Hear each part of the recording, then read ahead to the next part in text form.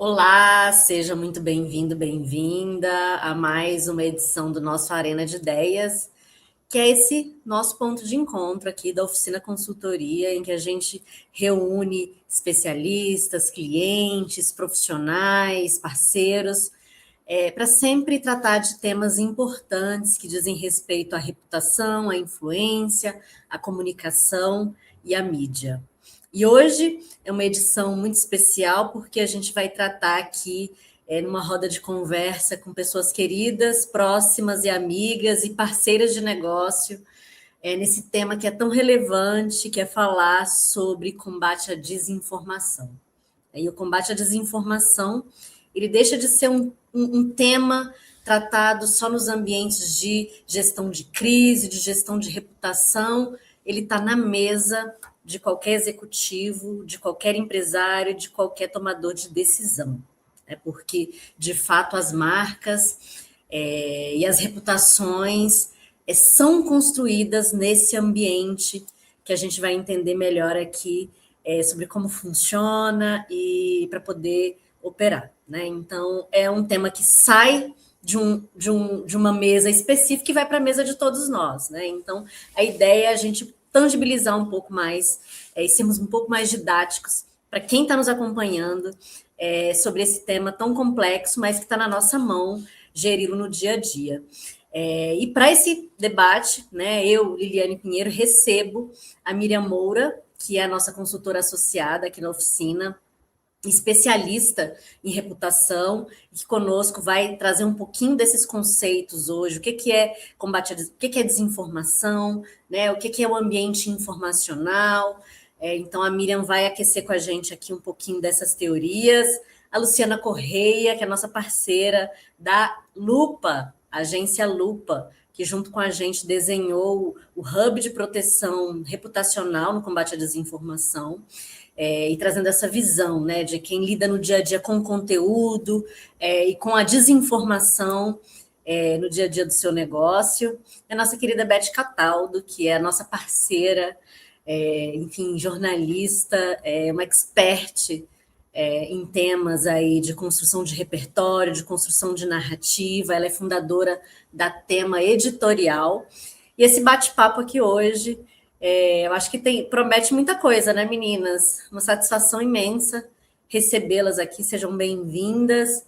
E certamente a nossa audiência vai poder contar aqui com muita coisa interessante, com muito repertório, porque também participar desse tipo de debate a gente vai agregando, né, valor ao nosso repertório. E eu acho que esse é o grande barato aqui da nossa arena, do nossa arena de ideias. Bem-vindas. Me audiodescrevendo, né? Eu sou uma mulher branca, de cabelos alisados, claros, uso um óculos de grau na cor vermelha, estou com a blusa do Brasil, da seleção brasileira, e uma jaqueta verde por cima. No meu fundo tem um quadro e umas decorações e algumas plantas. Então, vamos lá, vou começar com a Miriam Moura. Miriam, bem-vinda. Fala um pouquinho para a gente, né? Se apresenta e fala um pouquinho para a gente, né? Qual que é a diferenciação? Né? O que é desinformação? O que é fake news? Conta um pouquinho para a gente. Bom, primeiro, bom dia, Liliane, Beth, Luciana. É sempre um prazer a gente se reunir para falar do que a gente mais gosta, né? Que é a comunicação que hoje digamos, é o ativo mais transversal para qualquer área de negócios, para a reputação, para todo mundo.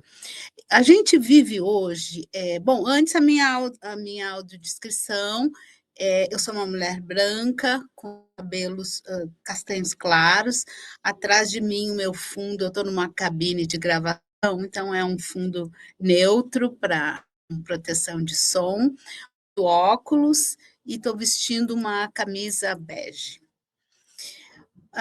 Voltando um pouco a esse ambiente, nós vivemos hoje, em pleno século XXI, no chamado ambiente de infodemia, que é o excesso de informação circulando o tempo inteiro na internet, em sites de notícias, mídias sociais, é realmente uma avalanche de informações.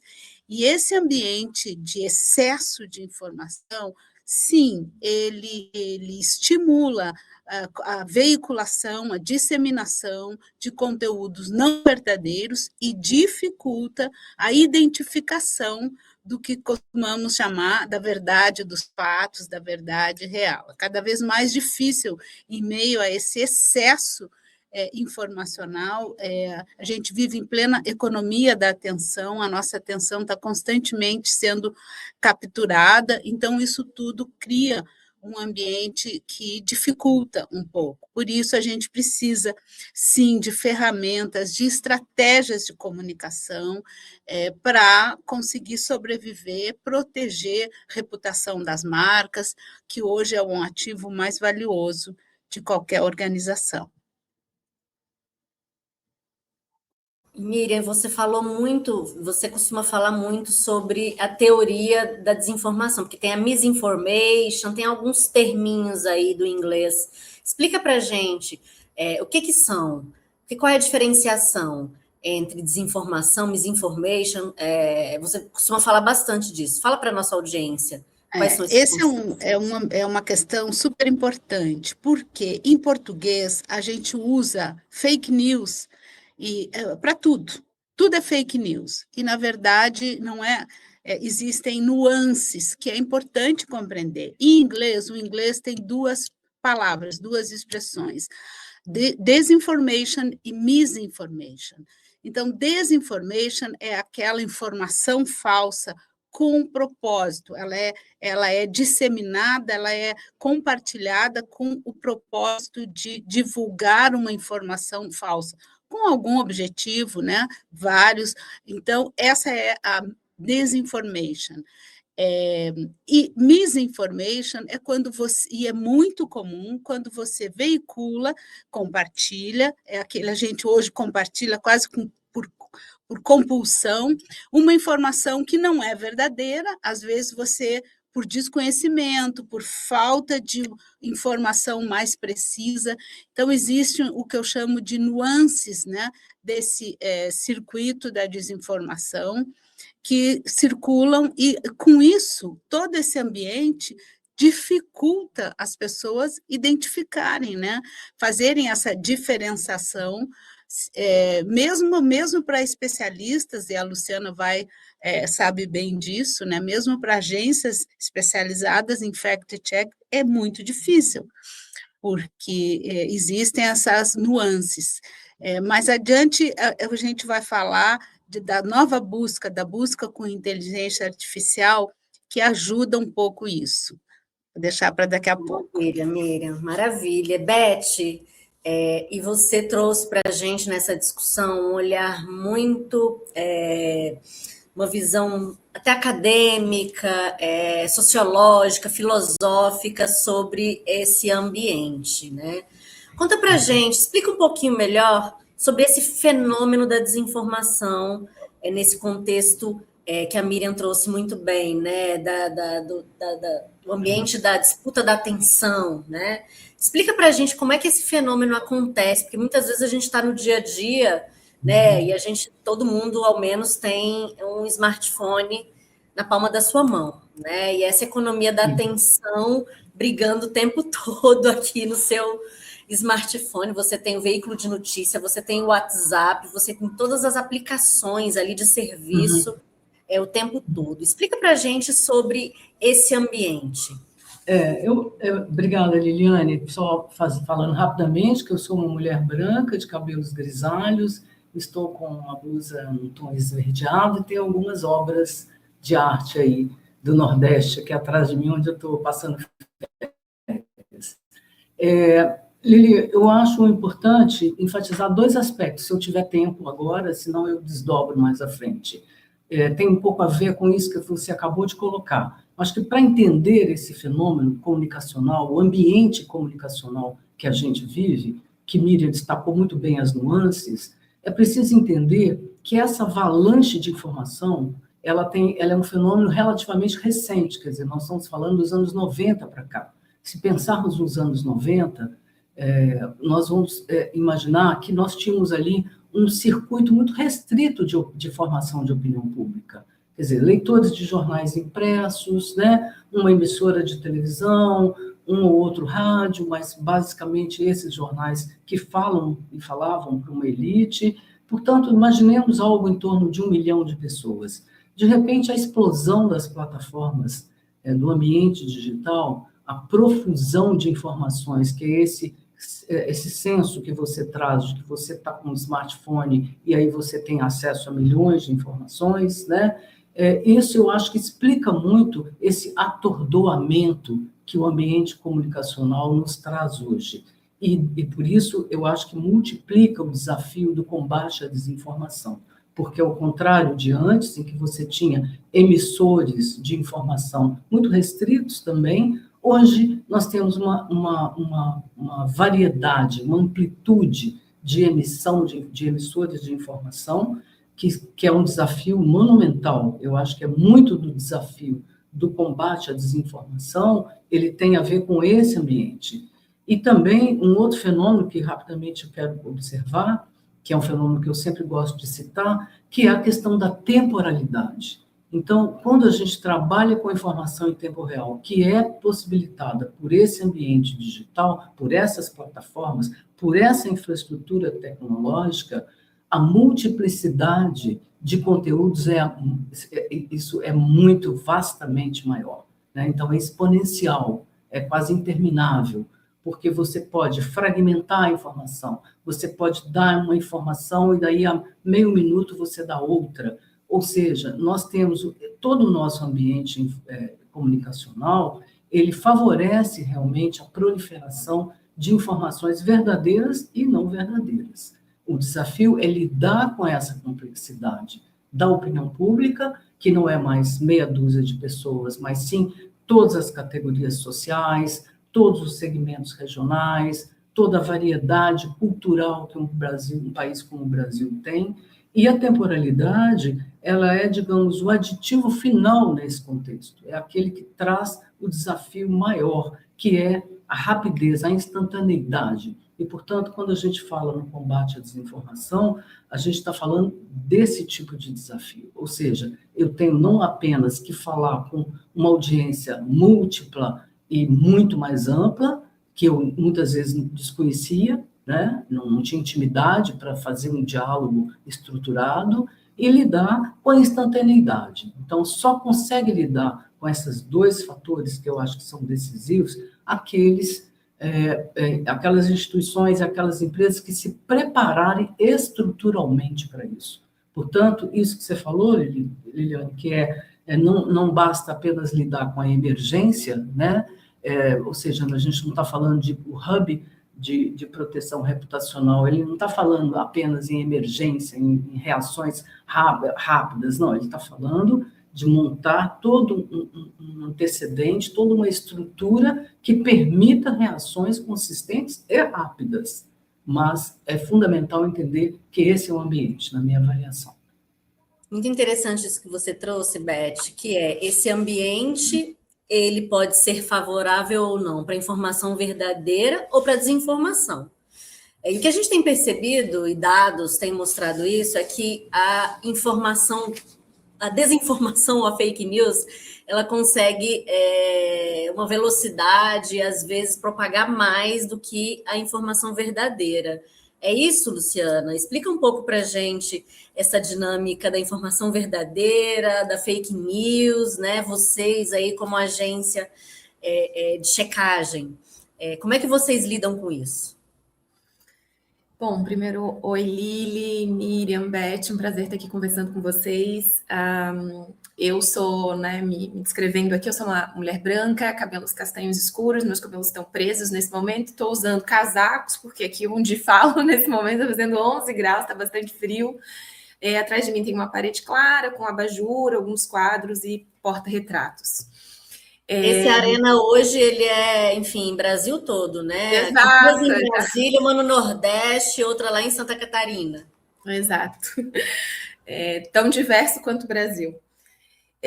Sim, Lili, o que a gente diz, né, e é o que a gente sente também, é que a informação, a desinformação, uma informação que não é verdadeira, ela corre mais rápido, né? Assim como diz o ditado, né? A mentira corre mais rápido do que a verdade. Acho que no ambiente digital isso acontece também. Essa velocidade, a gente percebe que, de fato, ela é maior para a desinformação, também muitas vezes porque conteúdos desinformativos usam de estratégias, né, de linguagem que favorecem a multiplicação em maior escala dela. Então, a gente sabe, os algoritmos das redes, eles não são, assim, totalmente transparentes. Ninguém sabe, né, exceto quem os fez, como eles funcionam completamente, mas a gente sabe que quanto mais interação em conteúdos, maior a circulação deles, né? Quanto maior o engajamento, mais eles vão circular e mais eles vão chegar no maior número de pessoas. E muitas vezes os conteúdos desinformativos se utilizam disso através de uma linguagem que desperta a emoção das pessoas. Então, como, né, já foi dito, a gente tende muitas vezes a compartilhar, ou a curtir, ou a interagir de forma impulsiva, assim, quase numa compulsão, muitas vezes porque esses conteúdos são feitos para que a gente reaja dessa forma. Então, usam linguagens, assim, bastante apelativas, que apelam para um sentimento. Geralmente, conteúdos desinformativos tendem a acessar emoções como raiva, indignação, um sentimento de pertencimento, e isso faz com que a gente reaja muitas vezes sem nenhuma reflexão, sem parar para pensar, sem se atentar se aquilo ali, enfim, faz sentido, é real. E aí é esse o movimento que faz com que aquele conteúdo acabe circulando mais, às vezes, do que um conteúdo verificado, um conteúdo né, que traz uma informação verdadeira, que, infelizmente, às vezes, essa informação ela não é tão atrativa para as pessoas, ela não tem esse linguajar que vai puxar, né, a reação das pessoas, como é feita, assim, propositadamente, a desinformação, né, para circular. Então, é uma corrida quase injusta. Infelizmente, quando a desinformação já está viralizada, a informação verificada ou a explicação daquilo, ela não vai chegar ao mesmo número de pessoas. Assim, até em razão da quantidade de informação que circula. Quando a gente desmente ou esclarece um boato, uma desinformação, já tem outras 5 circulando, disputando a atenção das pessoas. Então, essa informação verificada, às vezes, não vai, né, chegar em todo mundo que recebeu a primeira informação, a desinformação.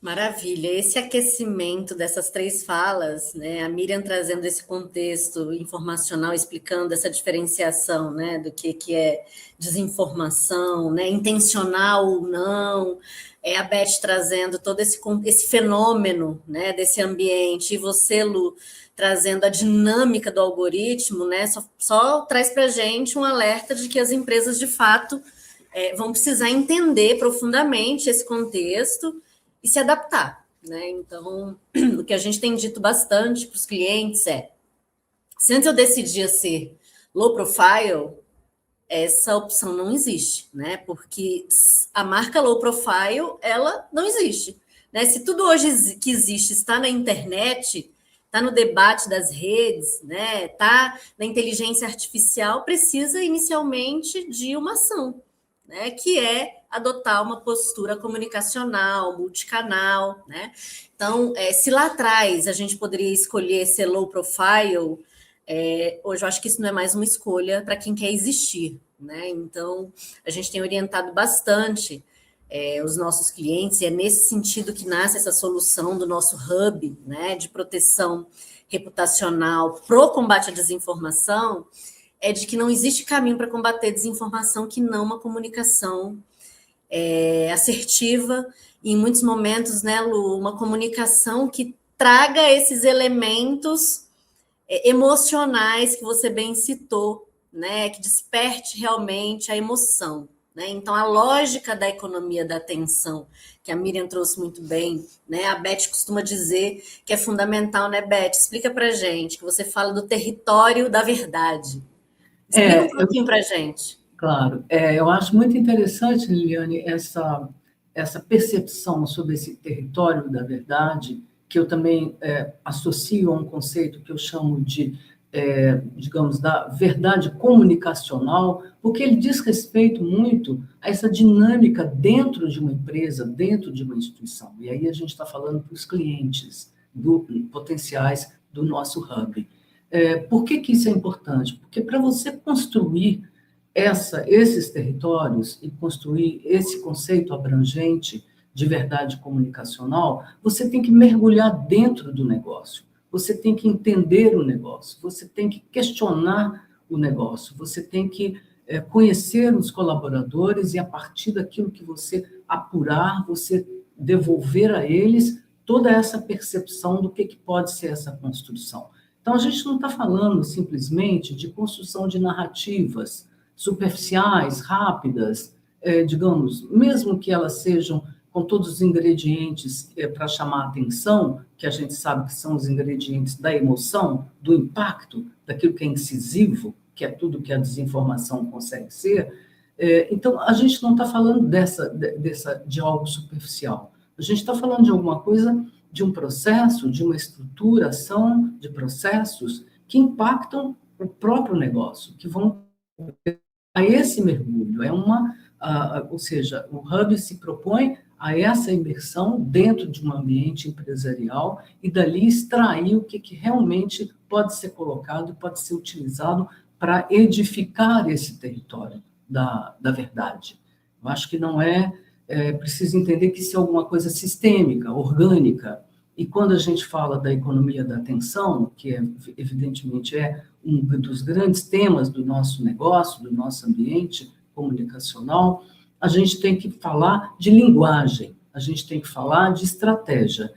E ao falar de capturar a atenção, a gente sabe que aquilo que é incisivo, como eu disse, aquilo que é emocional, aquilo que é apelativo, aquilo que fala ao senso comum de maneira mais fácil, ela tem maiores possibilidades de capturar a atenção. E muitas vezes ela é uma desinformação.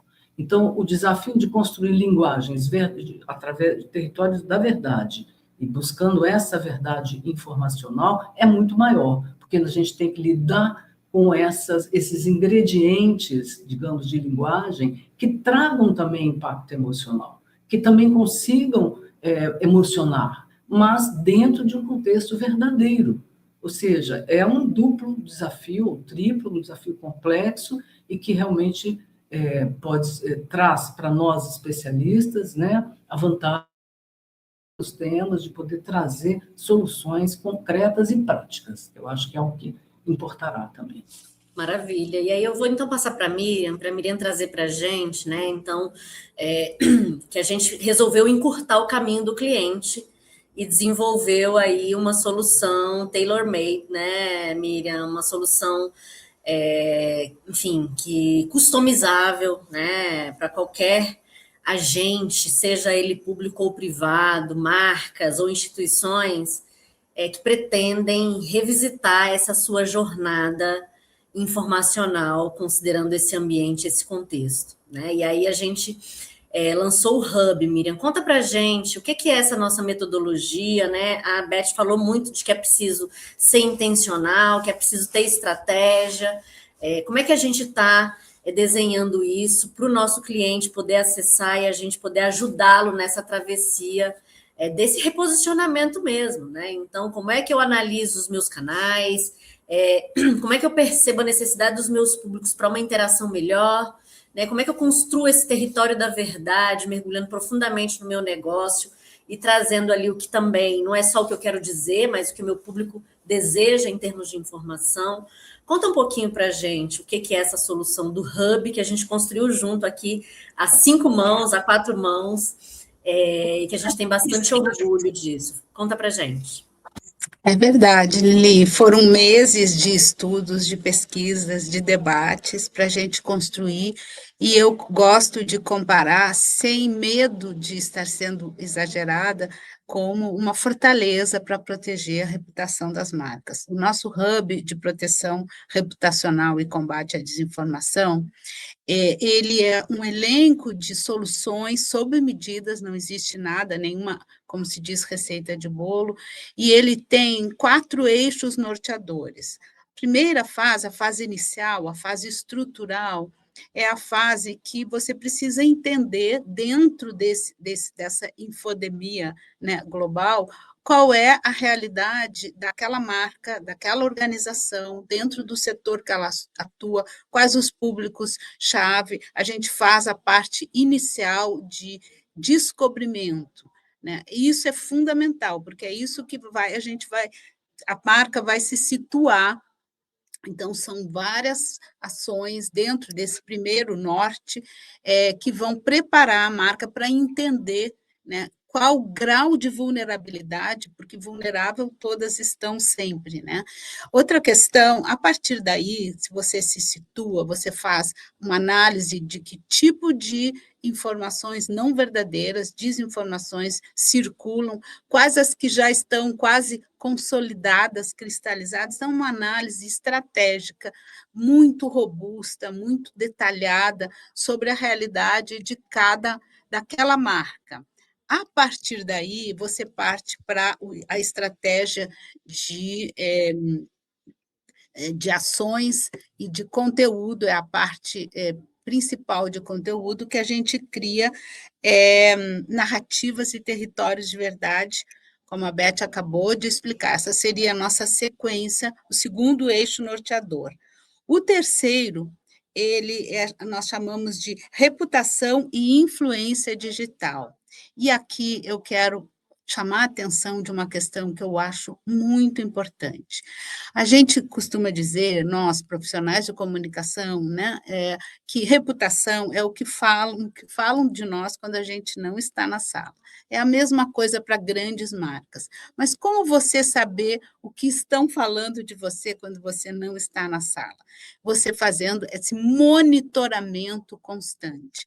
E a chamada busca tradicional, o SEO com S, né, Search Engine Optimization, ela costumava pegar a partir, ela tem toda uma metodologia de tags. Então, a gente mapeava o que estava sendo dito, circulando milhares de redes sobre uma determinada marca, em sites de notícias, né? Essa era a metodologia. Agora, com a inteligência artificial, você tem um método de busca muito mais robusto, porque ele não trabalha mais só com tags, com palavras, ele trabalha com nuances, com ironias.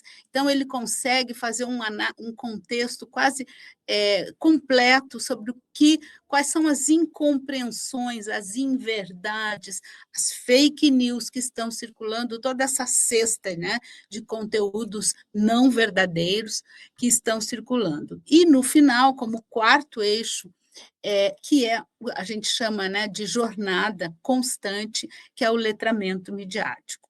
Qualquer marca, qualquer empresa, qualquer organização hoje, isso tem que passar a ser parte do seu portfólio. Você precisa, então, mapear. Primeiro, mapear, entender, e dentro desses 4 eixos, a gente oferta arquitetura de soluções de comunicação inteligente que se vai desenhar sob medida, depois de entender tudo o que circula a partir daquela marca, qual é o circuito na espiral, a mandala do circuito de informação que acompanha e torna vulnerável aquela marca. Acho que muito brevemente, essa é um pouco da nossa muralha da China, como eu gosto de chamar, tenho chamado, o hub de proteção reputacional contra a desinformação.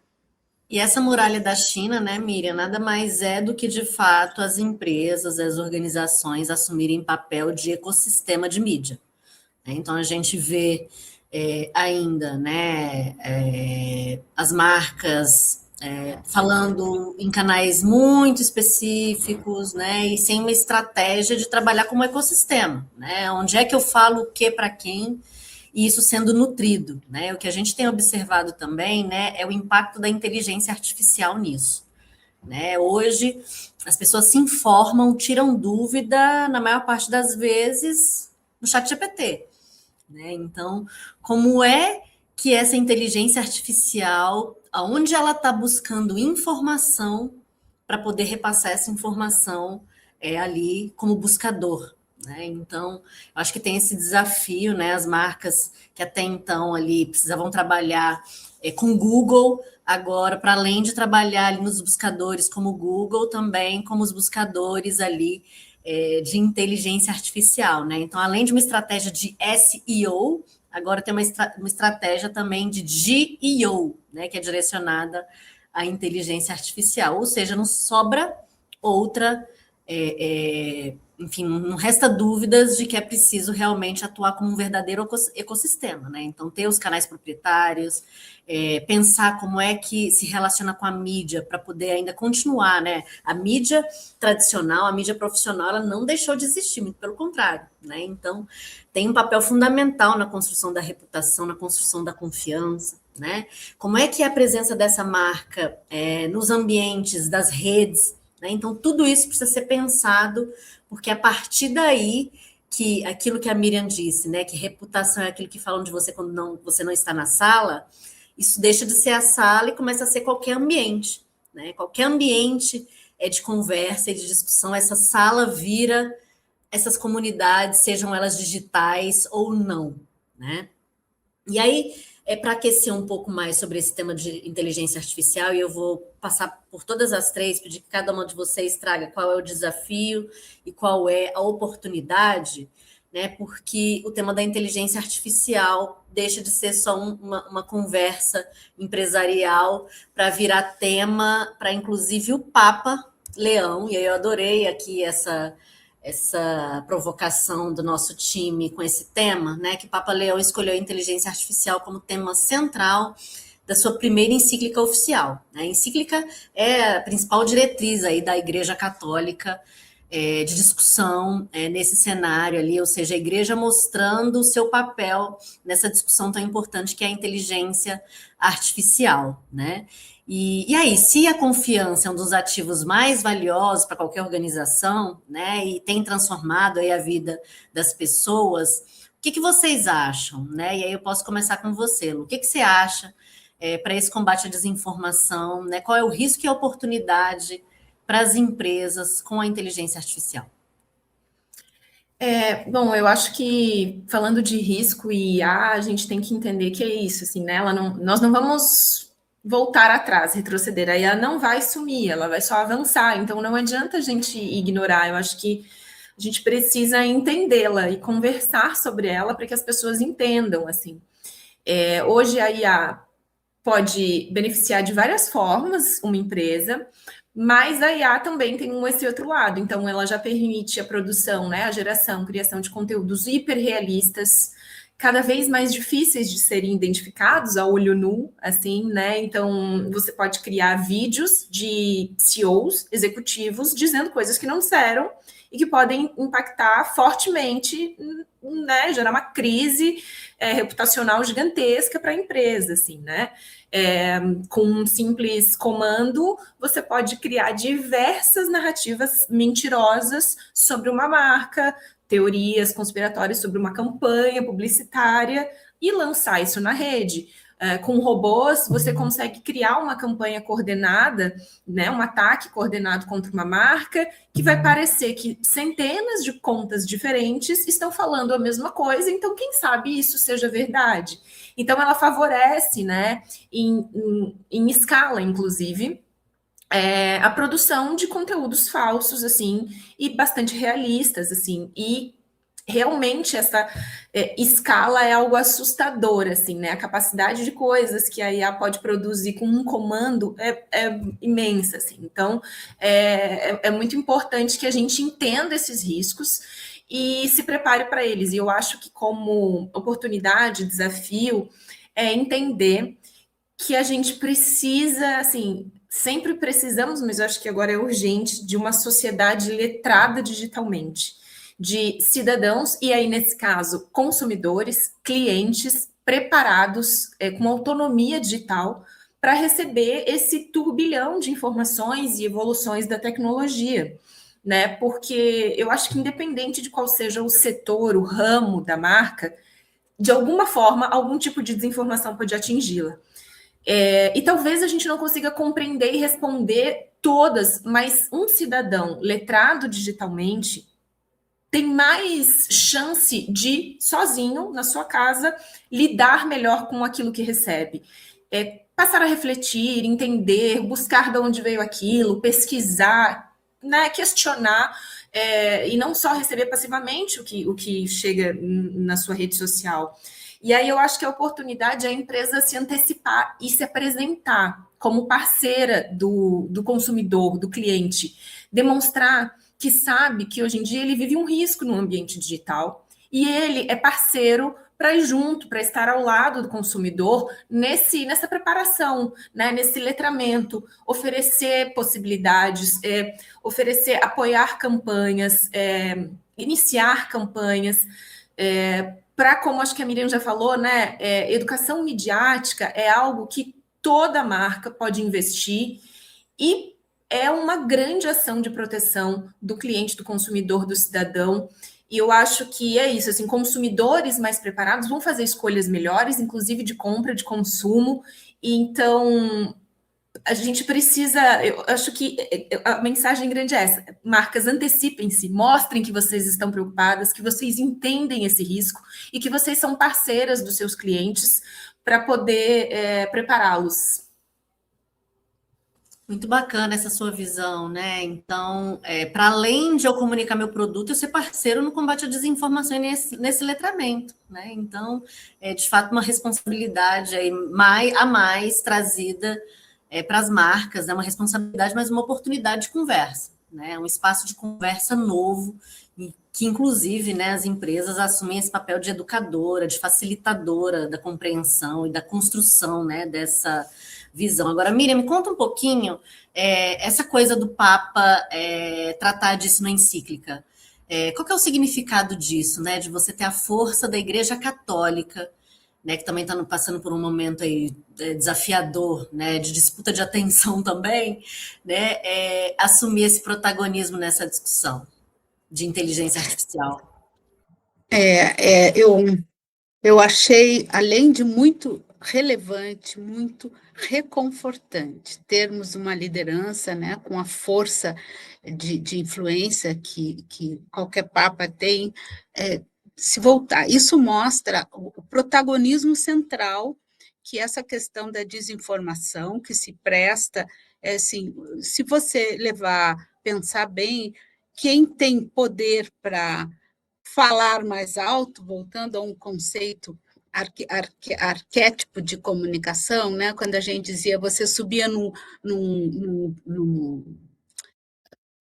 banquinho com seu microfone e você falava. Isso existe até em Londres, tem a Trafalgar Square, que em ambientes democráticos, parlatório, né? Parlatório, de você levar a sua mensagem, né? Estamos falando de comunicação ancestral, você levar sua mensagem a alguém, a milhares de povos. E o Papa encarou essa questão na sua primeira encíclica, né? Com muita propriedade, chamando atenção. É um assunto muito sério, porque as crianças já nascem hoje, né? Com seus dedinhos extensões dos celulares e dentro, imersas nesse ambiente. Então, é preciso tratar isso com muita cautela, com muita seriedade. E a gente vive num mundo de conflitos, né? E eu queria, nessa nossa jornada de estudos, que apenas começou de letramento, a gente faz o letramento, a gente procura se nutrir dessas informações exatamente para poder aconselhar, poder fazer para trazer força a essa consultoria, né? A gente detectou uma mandala do circuito da desinformação, que a gente vai mostrar, estamos mostrando aí na tela para vocês, que tem no centro fake news e impacto da IA. Mas tem na sua mandala, né? Beth trabalhou muito, pesquisamos muito isso, né, Beth? Tem a questão da espiral do silêncio, que é um pouco diferente do viés de confirmação.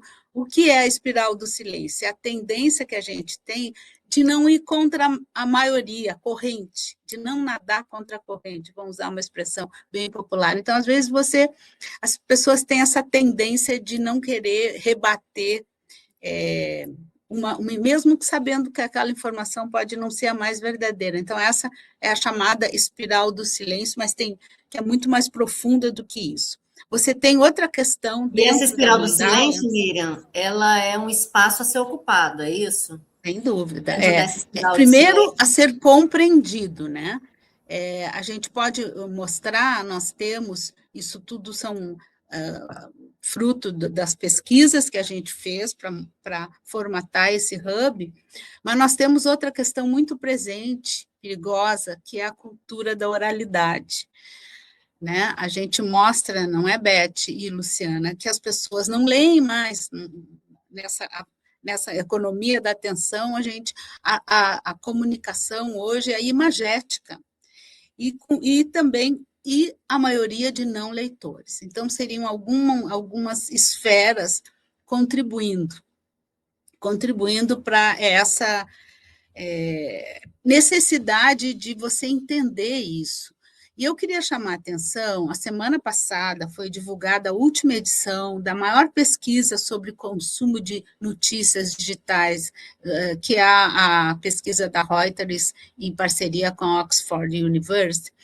E sobre o Brasil, é uma pesquisa anual, são dados de maior credibilidade. O Brasil aumentou 12% a descrédito de notícias e consumo de notícias em mídias digitais. Ao mesmo tempo, traz um dado as mídias tradicionais ainda continuam com maior grau de confiança. Então, eu vejo aí um caminho para a gente trabalhar. Não é que a gente a comunicação hoje é como se fosse um mosaico, né?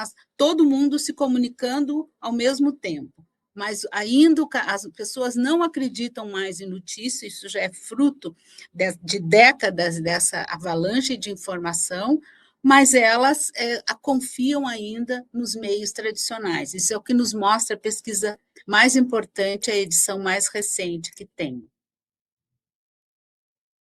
Maravilha. Beth, você quer complementar, né, assim, pelo que a Miriam trouxe, né, de toda essa mandala de estudos, apesar dos riscos, tem muita oportunidade para as marcas. Sim, foi esse conceito da espiral do silêncio, que foi o conceito que a gente adotou também, ele realmente abre um espaço muito grande para que as marcas, as empresas ocupem e tragam a sua própria versão dos fatos, né? A versão da realidade. Então, a gente chamou atenção sobre isso porque há outros dados, até no estudo que a gente fez, mostrando que a parcela daqueles que produzem conteúdos não verdadeiros é uma coisa muito pequena, mas, assim, menos de 10%, né? Mas exatamente porque eles usam... Barulhenta. É pequena, mas barulhenta. Exatamente porque eles usam linguagens favoráveis ao impacto. Exatamente porque eles conseguem criar o apelo emocional e dentro desse contexto do predomínio da imagética. Isso que a Miriam enfatizou, porque a gente também colocou esses dados no trabalho, mostrando que, pela primeira vez, o Brasil tem mais não leitores do que leitores. Ou seja, nós estamos cada vez mais ligados à imagem e cada vez menos ao texto, é mais oralidade. Ou seja, isso também mostra, rapidamente falando, a necessidade de que a gente conheça melhor esse público. E até no início eu tinha falado de que a gente não pode imaginar que uma mesma mensagem vai ser colocada para diversos segmentos diferentes de público, né? É claro que a verdade é a mesma, mas a linguagem tem que ser diferente, porque você vai precisar dessa eficiência, dessa segmentação da opinião pública, obedecendo a essas características. O leitor do valor que está lendo sobre aquela empresa é diferente daquele que está vendo no Instagram ou está vendo no TikTok algum vídeo que pode comprometer. Então, a gente tem essa expertise na produção de conteúdo exatamente para poder atender a essa realidade. E aí, falando também rapidamente da inteligência artificial, o risco, como a Luciana muito bem colocou, é enorme, porque você conseguirá produzir com mais facilidade ainda conteúdos críveis, né, mas, ao mesmo tempo, não verdadeiros. Eu acho que a inteligência artificial vai ser um apoio também, vai ser uma ferramenta importante para essa segmentação que a gente comentou, ao construir narrativas, ao edificar esse território da verdade, é evidente que usaríamos também ferramentas da inteligência artificial, mas tudo movido por esse conhecimento muito profundo daquela marca, da sua realidade, daquilo que é um negócio. Ok?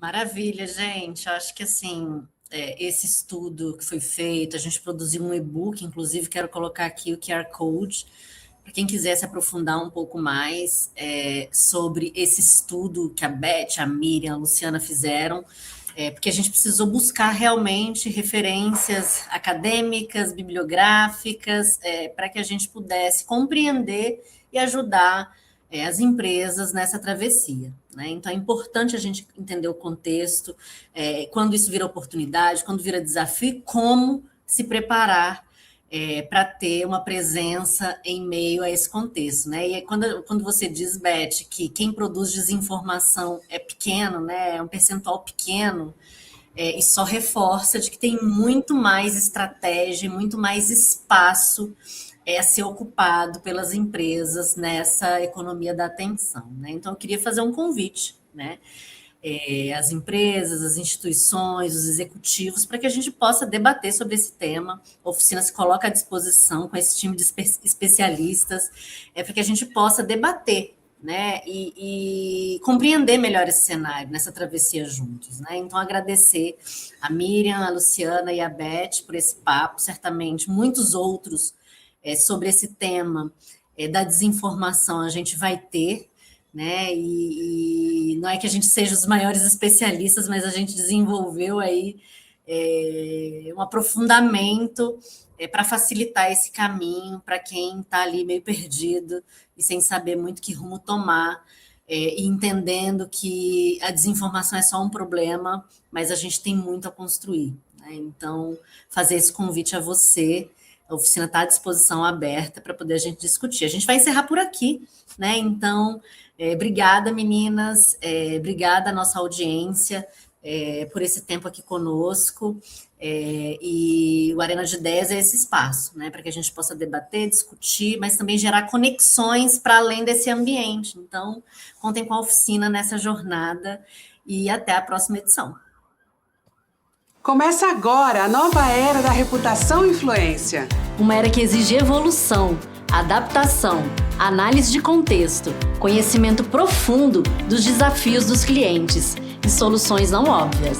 Reputação é um ativo tangível e com alto impacto nos negócios. Sua gestão exige constante transformação. Com esse DNA de inovação, alcançamos o reconhecimento de melhor agência de comunicação corporativa do Brasil. E no ano em que celebramos 25 anos de história e credibilidade, inauguramos um novo modelo de negócios, integrando a agilidade de uma agência, a estratégia de uma consultoria e agora a força de uma atuação em rede. Somos agência, somos consultoria, somos rede. A rede de reputação e influência conecta agências boutiques, empresas, consultores especializados, unindo o melhor do capital humano e da tecnologia para potencializar projetos de pequenas, médias e grandes organizações.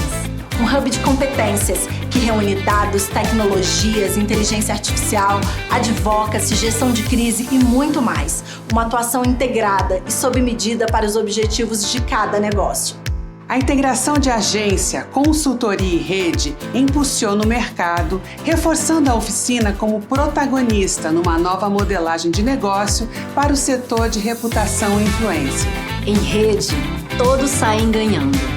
Clientes vão contar com uma comunidade as a service que atuará de forma colaborativa para soluções dos problemas complexos com o uso de novas tecnologias e inteligência para antecipar cenários. Agilidade e integração para múltiplos desafios. Soluções para além da comunicação e uma força de trabalho em nível nacional, regional e global. Nossos parceiros ampliarão a sua rede de relacionamento e geração de negócios. Por meio de um networking qualificado de empresas e profissionais, terão acesso a métodos e tecnologias de ponta, programa especializado de capacitações, mentorias e espaço exclusivo para gerar conhecimento, negócios, novas conexões e um selo especial que chancela sua participação na rede. E para a nossa equipe, toda essa estrutura de inteligência coletiva e acesso a novos especialistas vai permitir um ganho de conhecimento e produtividade inigualáveis. É assim, com experiência, reconhecimento e inovação, que estamos olhando para o futuro. Oficina, a nova era da reputação e influência.